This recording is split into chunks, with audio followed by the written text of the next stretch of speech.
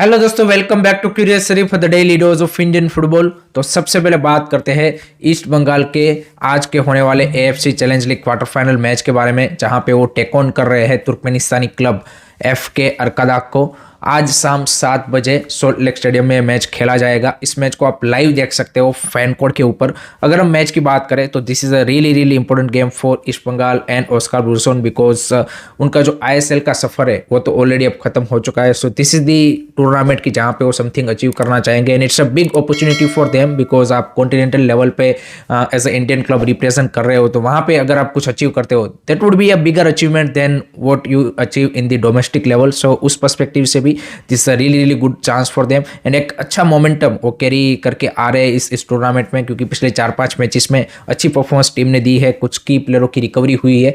एक जो बड़ा सेटबैक है ऑस्कार ब्रूसन की टीम के लिए वो है उनका यहाँ पे की प्लेयर अनवर अली का अनअवेलेबल होना इस मैच के लिए। सो that's the big blow in defence particularly, क्योंकि वहाँ पे उसके पास उतने ज़्यादा ऑप्शन नहीं है कि यहाँ पे क्वालिटी प्लेयरों के, क्योंकि फॉरेनर्स में भी सिर्फ फैक्टर यूथ से ही है। सो वो देखना रहेगा कि बैकलाइन का सेटअप किस तरह से वो करते हैं। बाकी फ्रंट लाइन में उनके जो मोस्ट ऑफ दी फॉरेनर्स है वो अवेलेबल है, चाहे वो दिवान ताकोस हो, Richard Celis, Messi Bouli is in great form, Saul Crespo is doing really well, Clinton Silva भी फिट हो चुके हैं। सो वो भी हमें मे बी सेकंड हाफ में देखने को मिल सकते हैं। एंड ऑस्कार ब्रूसन ने भी वही बोला प्री मैच प्रेस कॉन्फ्रेंस में कि we will try to utilize as per the match situation हमारे जो सारे फॉरेनर्स है, क्योंकि यहाँ पे आप अनलिमिटेड फॉरेनर्स को खिला सकते हैं, there is no restriction. So that those are the things जो कि ईस्ट बंगाल के लिए मैटर करेगी। अगर हम उनके राइवल की बात करें अर्कादाक की, तो they are tough team to beat, क्योंकि उनका जिस तरह का रिकॉर्ड रहा है वहाँ की लोकल लीग में भी, आप देखिए तुर्कमेनिस्तानी लीग में उन्होंने लास्ट सीजन एक भी मैच नहीं हारा and more than I think 140 goal score किए। So that's the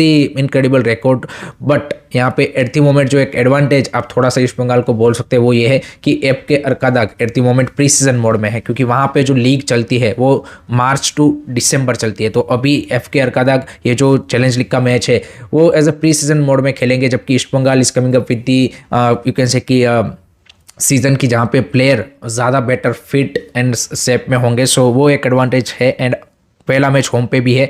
so let hope सो कि यहाँ से कुछ पॉजिटिव रिजल्ट गेन करके फिर अगर वो अवे मैच में जाएंगे then we can expect something. But tough तो होगा, क्योंकि जो तुर्कमेनिस्तानी क्लब है उसके मोस्ट ऑफ द प्लेयर उनके लोकल प्लेयर है एंड उनकी नेशनल टीम में भी खेलते हैं। So I think it's gonna be exciting match. Let hope so crowd भी भाई इस मैच को देखने को आए, क्योंकि this is a big match, आप कॉन्टिनेंटल लेवल पे खेल रहे हो। सो यहाँ पे फैंस का भी सपोर्ट डेफिनेटली उस हिसाब से होना चाहिए। एंड अगर यहाँ पे कोई भी प्लेयर कुछ इस तरह की परफॉर्मेंस देता है कि जो नोटिसेबल परफॉर्मेंस है, तो वो भाई एशिया में नोटिस की जाती है बाकी कंट्रीज़ के क्लब्स एंड उनके द्वारा। तो ये एक आपके लिए भाई किसी भी प्लेयर के लिए आउटसाइड जाने के लिए एक अपॉर्चुनिटी या फिर अपना जो टैलेंट है उसको शोकेस करने का भी एक अच्छा आप बोल सकते हैं कि प्लेटफॉर्म है। सो लेट होप सो कि इंडियन क्लब ईस्ट बंगाल इस मैच को निकाले। टफ है एंड आई थिंक डिफिकल्ट है, but this is the expectation. Let me know guys, आप कितने एक्साइटेड हो इस मैच के लिए, आपकी क्या एक्सपेक्टेशन है इस मैच से, कमेंट सेक्शन में ज़रूर बताइए। उसके बाद बात करनी है साफ के बारे में, क्योंकि साफ के जो जनरल सेक्रेटरी है अनवरुल हक, उन्होंने रिसेंटली रिज़ाइन कर दिया है from the general secretary post. 2015 से वो इस पोस्ट पे बने हुए थे, तो आप बोल सकते हैं कि ऑलमोस्ट 10 ईयर्स से वो इस पोस्ट पे थे and due to the personal reason बताया जा रहा है कि उन्होंने रिज़ाइन किया है। And news as per the media ये भी आ रही है कि एएफसी अब अपना कोई रिप्रेजेंटेटिव वहाँ पे अपॉइंट करना चाहती है। सो मे बी इंडिया से जो एएफएफ के फॉर्मर जनरल सेक्रेटरी है वो भी इस पोस्ट के लिए यहाँ पे आ सकते हैं। But SAFF as a regional federation is a dead body just like AFF. तो आई थिंक कोई भी आ जाए, ज़्यादा चेंजेस हम एक्सपेक्ट नहीं कर सकते, क्योंकि जो मोस्ट ऑफ द कंट्रीज़ है उनके खुद के ही यहाँ पे आप देखिए कि जो डोमेस्टिक फेडरेशन है उनके उतने ज़्यादा दिक्कतें हैं, प्रॉब्लम है। पाकिस्तान आप देखिए कि लगातार उनका भाई बैन लगा रहता है, वो सारी चीज़ें हैं। एएफएफ के अपने मसले हैं, बांग्लादेश के अपने हैं, श्रीलंका का भी हमने पास में देखा है कि बैन लगा हुआ है। सो साफ एज ए रीजनल फेडरेशन हम सबको पता है कि एशिया में दी वर्स्ट फेडरेशन है। सो लेट्स सी कौन बनता है। अगर कोई अच्छा एडमिनिस्ट्रेटर आता है then definitely we can expect कि भाई ये जो साफ क्लब चैंपियनशिप है या फिर आसियान जिस तरह से टूर्नामेंट ऑर्गेनाइज करवाता है, काफा जिस तरह से रन होता है, उस तरह की चीज़ें फिर हम यहाँ पे बेटर मैनर में एडमिनिस्ट्रेटिव वाइज होती हुई देखने को मिलेगी। यूथ लेवल कॉम्पिटिशन इन ये सारी चीज़ें। अदरवाइज यहाँ पे जैसे अनवरुल हक के अंडर हमने 10 साल में कुछ ऐसा साफ रीजन का प्रोग्रेस नहीं देखा, वैसा ही सिनारिया जो भी नया जनरल सेक्रेटरी आएगा उसके अंडर वो रहेगा, क्योंकि जनरल सेक्रेटरी सेक्रेटरी की पोस्ट काफ़ी ज़्यादा इंपॉर्टेंट पोस्ट है। काफ़ी सारे लोग प्रेसिडेंट उन सब की पोस्ट को तवज्जो देते हैं, बट जो डे टू डे मैनेजमेंट है एंड जो सारी चीज़ें हैं वो भाई आपके जनरल सेक्रेटरी मैनेज करते हैं। तो चाहे वो एएफएफ के जीएसओ या फिर आपके साफ के जीएसओ, उसका रोल भाई उतना ही इंपॉर्टेंट बन जाता है। सो लेट्स सी कौन नया साफ का जनरल सेक्रेटरी बनता है। आपके क्या थॉट्स है कमेंट सेक्शन में बता दीजिएगा। नेक्स्ट उसके बाद बात करनी है इंडिया के फॉर्मर नेशनल टीम के captain and one of the legend Bhaichung Bhutia ने रिसेंटली स्पोर्ट्स स्टार को इंटरव्यू दिया है एंड उसमें 2-3 की बातें उन्होंने इंडियन फुटबॉल के रिलेटेड बोली है, जिसमें वन ऑफ देम इस कि भाई ग्रास रूट लेवल पे डेफिनेटली हमारा फोकस होना चाहिए, बट ऐसा नहीं होना चाहिए कि सिर्फ हम टिक मार्क करें।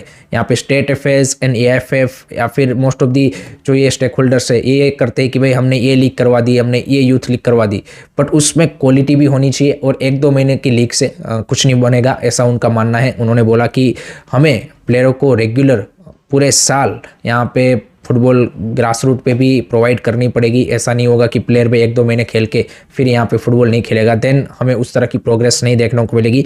दूसरा उन्होंने एएफएफ की एडमिनिस्ट्रेटिव पार्ट पे बोला कि डेफिनेटली यहाँ पे कल्याण चौबे के अंडर काफ़ी ज़्यादा कंट्रोवर्सी रही है एंड उन्होंने ये एक्सेप्ट किया कि कोई स्पोर्ट पर्सन अगर एडमिनिस्ट्रेटिव रोल पे आता है तो उससे उम्मीदें ज़्यादा होती है, बट एक चीज़ उनकी ये देखनी चाहिए कि उन्होंने आफ्टर प्लेइंग दी स्पोर्ट कितना काम एडमिनिस्ट्रेटिव रोल पे किया है एंड किस तरह का काम किया है, उसके बेसिस पे उनको भाई अपॉइंट करना चाहिए, ना कि किसी पॉलिटिकल पार्टी या फिर गवर्नमेंट के सपोर्ट से या फिर किसी किसी मिनिस्टर के सपोर्ट से। यहाँ पे अगर कोई ऐसा स्पोर्ट पर्सन आके बन जाता है देन इट्स यहाँ पे क्या बोलते हैं कि बैड थिंग। एंड उन्होंने बोला कि हर कोई स्पोर्ट पर्सन यहाँ पे गुड एडमिनिस्ट्रेटर नहीं होता, उसी तरह से बैड एडमिनिस्ट्रेटर भी नहीं होता। तो ये तो डेफिनेटली चीज़ें है, क्योंकि I think sport administration and to play any sport is a totally two different thing, तो उसमें एक्सपीरियंस होना ज़रूरी है।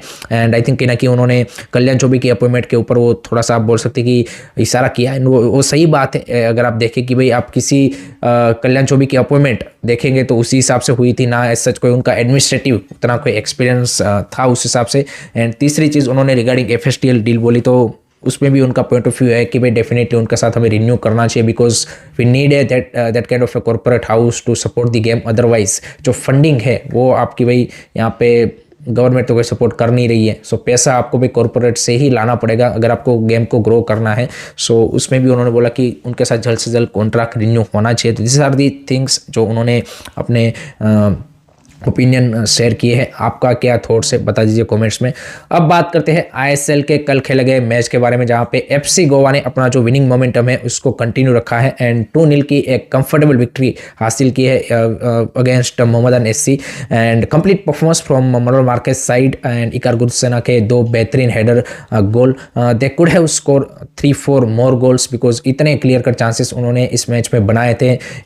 एक और इकार गुरसेना को क्लियर कट हेडर मिला था, अरबांदो सादिको को एक बेहतरीन चांस मिला था, बोरिस सिंह ने एक हेडर पे मिस किया, नेमिल को एक बढ़िया चांस मिला था। एंड गुड टू सी कि मनोलो मार्केस ने, क्योंकि अब उनका सेकंड प्लेस भी सिक्योर हो चुका है, तो उन्होंने अपने जो बेंच प्लेयर है उनको ट्राई किया, जिसमें आप देखिए कि निम दोर्जी हो गए या फिर मिडफील्ड में आप देखिए रोलिन बोर्जिस को चांस मिला था, सेरिटन को चांस मिला था, कपल ऑफ यंगस्टर को ऑल्सो उन्होंने चांस दिया। एंड आई थिंक जिस तरह की परफॉर्मेंस भी पुटअप की है उससे भी मनोहर मार्केस काफ़ी सेटिस्फाइड है। उन्होंने पोस्ट मैच में वही बोला कि I am really satisfied with the performance of the bench player and that shows the FC Goa's bench you can से की क्वालिटी, क्योंकि वो भी आपको अगर लीग में कुछ अचीव करना है देन ये काफ़ी ज़्यादा ज़रूरी है। So that's great to see and complete performance from their side. Next बात करते हैं आज के मैच के बारे में, जो कि है between Jamshedpur FC versus Odisha FC. Big match for Odisha FC to remain in the play off race, because उनके लिए आज 3 पॉइंट कैसे भी करके चाहिए। अगर वो ड्रॉ भी करते हैं then Mumbai City will qualify as a 6th play off spot team. So यहाँ पे सर्जियो लोवेरा की टीम के लिए it is a big challenge against you can say कि खाली जमील टीम अवे में भी खेल रहे हैं, सो वो भी एक टफ रहने वाला है। एंड उनके लिए सिंपल सा सिनारियो है, आज का मैच उनको जीतना है and they have to wait then for Mumbai city matches. But दिक्कत अभी ओडिशा एफसी के लिए ये चल रही है कि बिहाइंड द सीन चीज़ें सही नहीं जा रही है। There are a lot of controversies और यू कैन से कि the relation between the coach management players are in a quite you can say कि bad light. So that is the thing जो कि टीम की performance को भी कहीं ना कहीं अफेक्ट कर रहा है. कपल ऑफ की फॉरेनर्स उनके भाई आप देखिए कि ऑलरेडी अहमद जाऊ जैसे प्लेयर मिस कर रहे हैं. सो टफ रहेगा. आई think it's not gonna be easy. My prediction for this match is I am expecting 1-1 kind of है या फिर 2-2 काइंड ऑफ है draw. Let me know guys आपका क्या प्रेडिक्शन है, कमेंट सेक्शन में जरूर बताइए.